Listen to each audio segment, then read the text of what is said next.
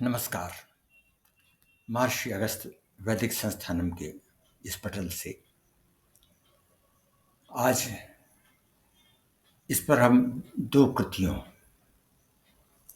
पर चर्चा के लिए सन्नद्ध हैं। ये दोनों कृतियां श्री राजकिशोर भार्गव के द्वारा लिखी गई हैं। पहली कृति है भार्गव ऋषियों की सनातन संस्कृति और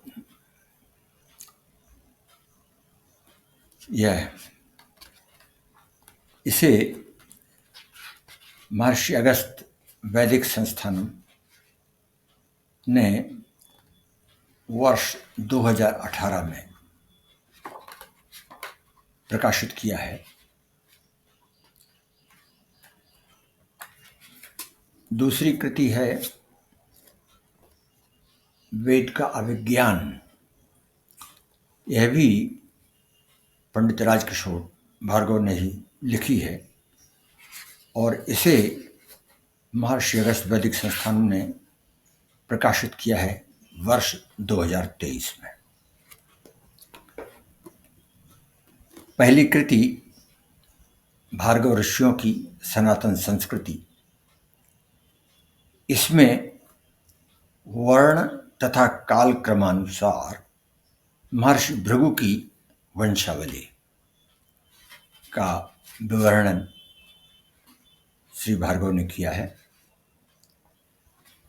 इसके प्रकाश की वक्तव्य में हमने कहा है, वेद, उपनिषद, पुराण, इतिहास, स्मृति और दर्शन से संबंधित भारतीय प्रज्ञा के अकूत मेधा प्रवाह में सृष्टि की रचना, विकास और उसकी पुनर्रचना की प्रक्रिया अपनी पूर्णता में प्रतिपादित हुई है।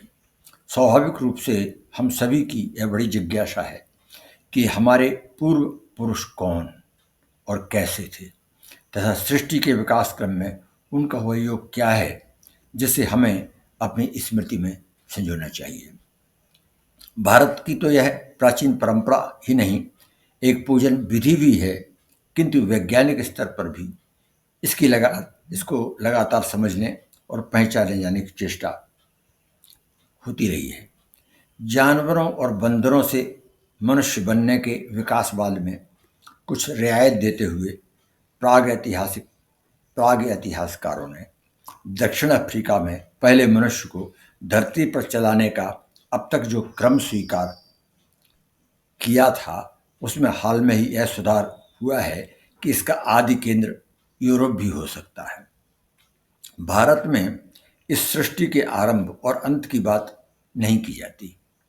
सृष्टि के रचनाकार ब्रह्मा की आयु के 100 वर्ष के दैवी काल परिमाण, इसमें उनके एक दिन में 1000 चतुर्युग के 14 मनवंतरों का एक कल्प रहता है।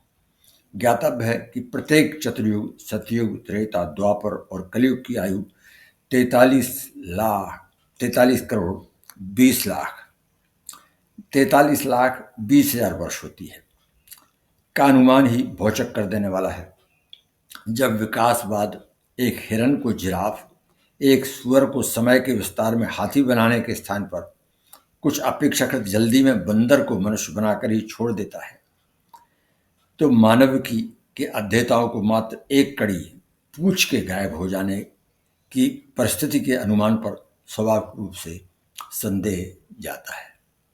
भारतीय कृषि परंपरा के अध्ययन क्रम में राजकिशोर भार्गव जगतपिता ब्रह्मा के मानस पुत्र भृगु के वंशज भार्गवों की सनातन संस्कृति के विस्तार में जाकर इस ग्रंथ में उन सभी संदर्भों का समाहार करते हैं जो सनातन भारतीय सृष्टि की ओर हमें सहजी समाहित भाव से समाकृष्ट करते हैं।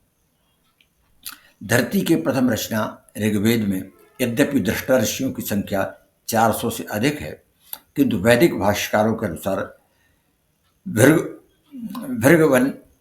भृगवंगिरो वै वेदा अर्थात भृगु और अंगिरा 2 ऋषि ही वेद की पूर्णता के प्रतीक हैं। श्री भार्गव ने जैसे इन दो को भी एक करते हुए कहा है। व्युत्पत्ति की दृष्टि से भृगु शब्द का अभिप्राय होता है प्रकाशवान, जो भ्राज धातु से निष्पन्न होता है। विशुद्ध रूप से भृगु अग्नि का ही मूल नाम है। भृगु जिस रूप में अग्नि का प्रतिनिधित्व करते हैं वह स्वरूप विद्युत है। इस पुस्तक के मुख्य दो भाग हैं, नामानुकरणिका और भार्गव ऋषियों की सनातन संस्कृति। लेखक ने भृगुवंश से संबंधित ऋषियों, राजाओं, देवताओं, इतिहास पुरुषों और देवज्ञों की सूची में जिन 529 नामों का उल्लेख किया है, उनसे संबंधित यथायोग्य अनुकूल संदर्भ को 1 से लेकर 284 पृष्ठों में भर दिया है। वर्णानुक्रम से आने वाले इन नामों में स्वाभाविक रूप से विवरणों में पुनरुल्लेख भी हुआ है। उदाहरण के लिए जमदग्नि, रेणुका और परशुराम के भले ही स्वतंत्र संदर्भ हों, किंतु इनकी पारस्परिक संबद्धता से जुड़े वृत्तों में आवृत्ति तो आएगी ही। इस कोश को तैयार करने का एक दूसरा आधार कालक्रम अथवा ग्रंथ पुराण क्रम भी हो सकता है, किंतु कालक्रम चूंकि एक मनवंतर अथवा कल्प का नहीं है, अतः उसमें भी जहाँ आवृत्ति होती वहीं पुराणों में कथा की भिन्नता और विस्तार विभ्रम कर सकता था। निश्चित ही लेखक ने विवरणों को दोहराने से बचने की भी चेष्टा की है। इस पुस्तक रचना में लेखक ने प्रामाणिक संदर्भों की जो परिपक्वता और भाषागत शुद्धि की जो परिपूर्णता प्रकट की है वह विस्मित करने वाली है।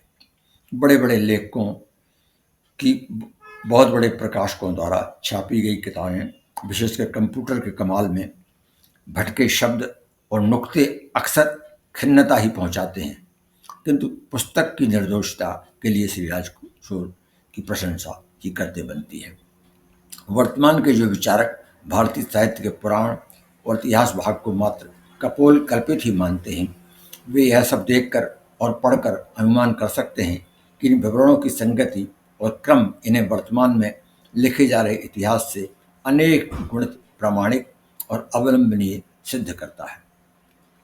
लेखक ने मेरे अनुरोध पर भृगुवंशीय ऋषियों के इतिहास को काल के परिमाण में निम्न क्रम दिया है, जिसे मैं इस दृष्टि से इस ग्रंथ का अध्ययन और इस विषय पर शोध करने वाले विद्वत वर्ग के उपयोगार्थ नीचे प्रस्तुत कर रहा हूँ।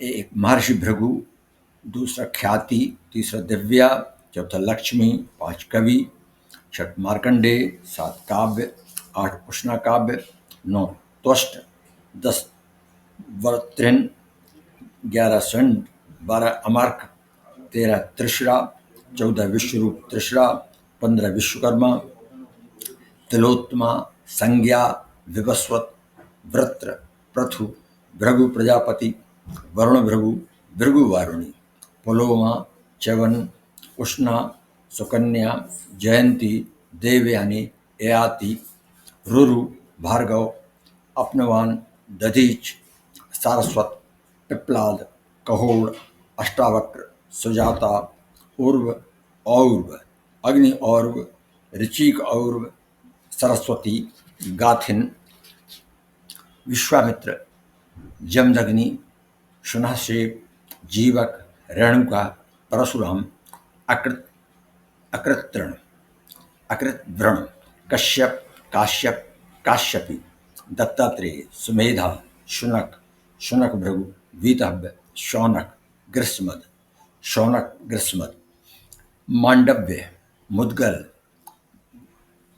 बध्यश्व, वाल्मीकि, देवोदास, अतिथिग्भव, अहल्या, मैत्रेय, परुच्छेप, देवोदासी, देवापि, आष्टशेण, इंद्रोत, देवाप शौनक, वैशंपायन, ध्यानकाष्ठ, उत्तंग, याज्ञवल्क, मैत्रेयी, कात्यायनी, यास्क, कात्यायन, सत्यकाम जावाल, वात्स्य, वररुचि कात्यायन, जरत्कारु, चंड भार्गव च्यावन, आस्तिक, आश्वलायन, पारस्कर, पाणिनि, व्याड़ी दाक्षायण, चाणक्य, वररुचि, वात्सायन, पंचकर्ण वात्सायन, पतंजलि, बाणभट्ट और शंकराचार्य।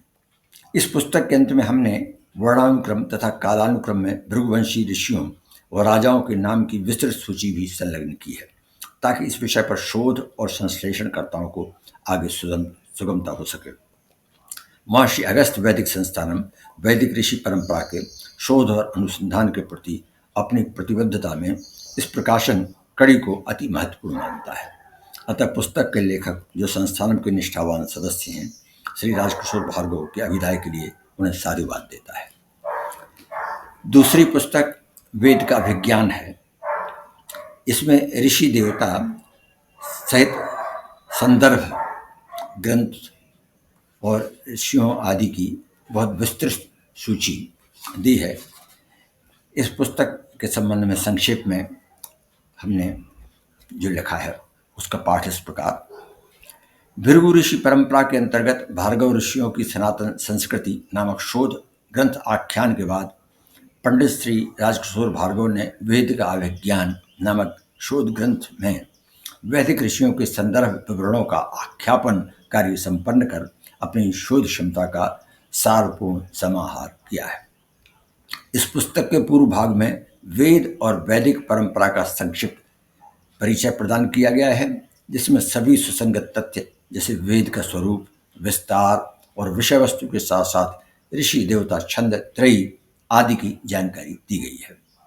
वेदों की इस सामान्य जानकारी के अभाव में प्रायः लोग या तो इस मार्ग में प्रस्थान ही नहीं करते अथवा ऐसे भंवर जाल में पड़े रह जाते हैं जिसमें वे केवल वेद की दुहाई तो देते हैं, किंतु उन्हें यह भी विदित नहीं होता है कि वेद में क्या है तथा वे हमारे परम प्रमाण क्यों हैं।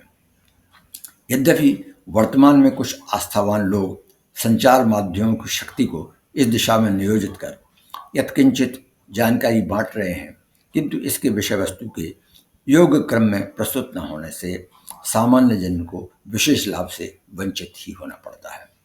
पुस्तक के दूसरे भाग में लेखक ने वेद के ऋषियों को संहिता, सूक्त और मंत्र के संदर्भ में विवर्णित किया है।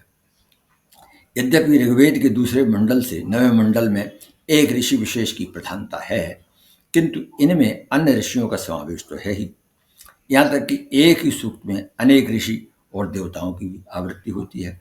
उदाहरण के लिए मंडल 2 के प्रधान ऋषि गृत्समत, मंडल 3 के विश्वामित्र, 4 के वामदेव, 5 के अत्रि, 6 के भारद्वाज, 7 के वशिष्ठ, 8 के कर्ण और 9 के सोम हैं।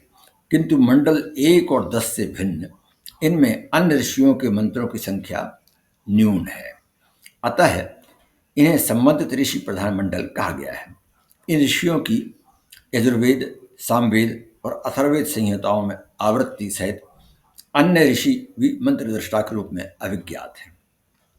यह भी महत्वपूर्ण है कि जहाँ कुछ वैदिक ऋषियों की परंपरा पुराण प्रसिद्ध होकर भारत में कुल गोत्र के रूप में विज्ञात है, वहीं अधिकांश ऋषि मात्र वेद के दृष्टा के रूप में ही विदित होते हैं।